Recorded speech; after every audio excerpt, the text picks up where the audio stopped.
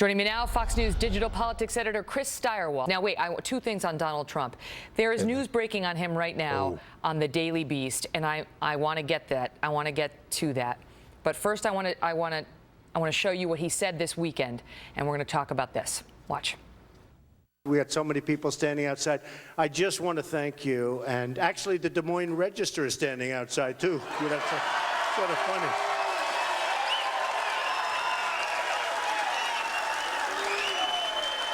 So it was sort of funny. So, you know, it's a super liberal rag, not respected around here. But they come out with an editorial. Mr. Trump, I'm rated #1 now in every poll. Because you know what? People are tired of what's going on. Not because of me. They're tired. And they said, so you're #1 in every poll, and they're saying, you should drop your candidacy. I say, excuse me? I mean, you know, why? I went to Laredo, and my wife came home, and she was crying. And I said to myself, why are you crying? You made it home. You made it safely from the border. She was crying. Tears were coming down her face because she thought it was so dangerous. It's really dangerous. It's really, really dangerous. This is the border. Remember I made the statement about Mexico is ending and people are coming, and everybody says, oh, what a horrible thing. Well, now I have journalists calling me up. I have people calling me up saying, we apologize. I was right. And here's the beauty of me. I couldn't care less. I hire the lobby. I know these guys. No, I mean, I know them. I know the lobbyists. I have them when I need something. Sometimes if I don't know it myself, you know, I give to everyone. When I was a businessman, I get a lot of criticism. Oh, but you gave to the Democrats. Who cares? I was a businessman. I give to everybody. A U.S. Senator calls me. Congratulations. I'd like to be totally idealistic, and I largely am. But the system we have is broken. Because a guy like Bush, a guy like Walker, all of these people are controlled by the people that give them their money. It's true. So we learned a little bit in that little bit. First of all, huge crowds, as there continue to be for Donald Trump. The other candidates would love to have the crowds that he gets at his events. Talking about the third-party candidacy, what did you glean?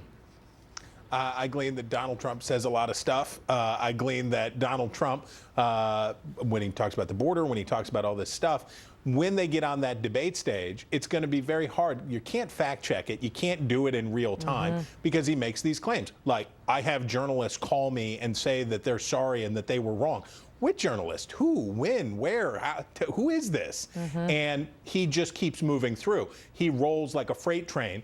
And the question is for him in a debate in a 1-minute increment of time, with you pressing him, with Brett pressing him, with Chris pressing him, is he going to be able to just bulldoze through, or is he going to have to fill in the blanks? My own impression is if you dodge and weave enough, the viewers will hold it against you. The anchors, the viewers need to understand in the debate we have far less opportunity than, say, here on the Kelly File to interrupt the candidate and make them answer the question we asked because there are rules that govern these debates. But we're going to try. And if you continue to dodge, they know when you dodge. So my advice to these candidates is, don't make me hurt you. Okay, wait. Here's. Oh, man. We got to get to this because this is just breaking on the Daily Beast.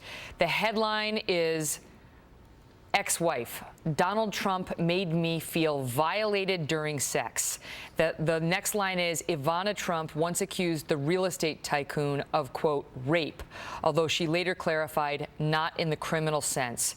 And the essence of this piece is, I'm just reading this literally as we are on the air, is that during their divorce proceeding, which was ugly, she accused him of a, quote, violent assault, pulling back her arms, pulling out fistfuls of her hair, and then, quote, raping her in a vicious manner. Donald Trump has previously, this is back in 1989, this allegedly happened. He has denied it previously, years and years ago, saying it is obviously false, and going after the guy who wrote it as a vindictive and jealous man.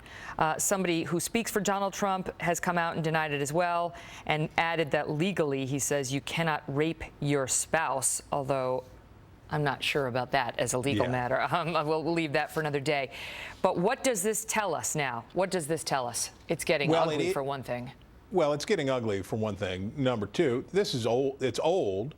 Very. But in the case of Donald Trump, you have these decades reaching back to the 1980s of a public life and a colorful one. But this is how they get around that, Chris. They start the article, all right? They start the article by saying, Donald Trump introduced his presidential campaign to the world with a slur against Mexican immigrants, accusing them of being rapists. And then they say this was an unfortunate turn of phrase for him. And then they get into this matter from 1989 in a divorce proceeding where the audience needs to understand often both sides say very ugly things that may or may not be true. But his lawyer ought not have said what he said for a guy running for president. You can't rape your spouse. That's not going to fly. Don't say that. Say this is a asked and answered, long ago addressed, and your prurient, disgusting interest in this case reflects your bias. Goodbye. Click. Not you can't rape your spouse. You got to be better than that. And, you know, I don't know what his relationship is like with his ex-wife. I know he has a wonderful relationship with his children, who she is their mother. And he hasn't been given the opportunity to respond to this piece that is just breaking now. But we see this happen. We see this happen a lot. You run for president, man, they will go after everything. Not making a judgment on it, just saying it happens. Chris, good to see you. You bet.